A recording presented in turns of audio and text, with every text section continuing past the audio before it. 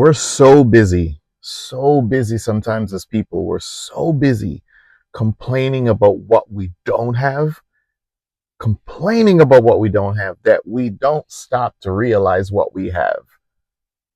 We do not stop to realize just how blessed we are. You know what I mean? Sometimes we focus so much on the four things that are not going the way we wish it was going, that we forget that there are 10 or 15 other things that are actually going the way we wish it would go, or better than we even thought it would go. But we're so focused on the things that are not working out. Look, I'm not saying that we're not supposed to focus on them. That's not what I'm saying. I'm not saying that, okay, I got 5 things going good in my life. I got these 3 things and I need to work on it. But the focus sometimes becomes so much on that you forget that God is blessing you.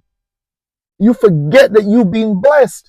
You know, there are people who are, well, I can't do this and I can't do that. And sometimes it's that we're not using the blessing in a good way. We're not using the blessing in a right way. For example, there are folks who are complaining that they don't have money.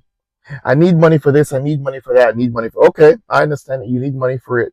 But you're blessed to have a job to where you should be able to afford it.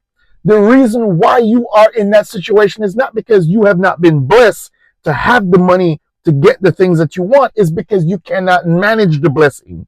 It's how you're managing the money, right? It's how you're managing what you're making. There are folks making 70, 80, 100 plus, more than that, thousands of dollars a year.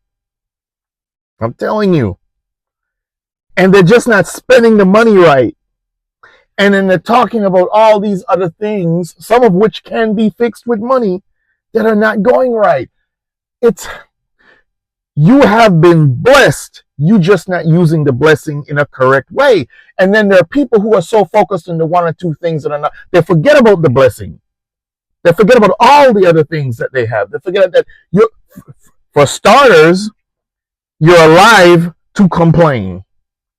If you're alive to complain, you're also alive to find solutions to the complaints, not just to complain about the thing over and over. And I'm not saying that we're human beings. We're all going to complain.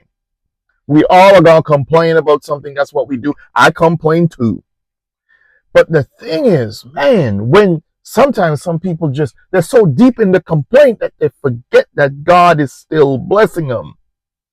And if you have energy to complain, you have energy to fix the problem.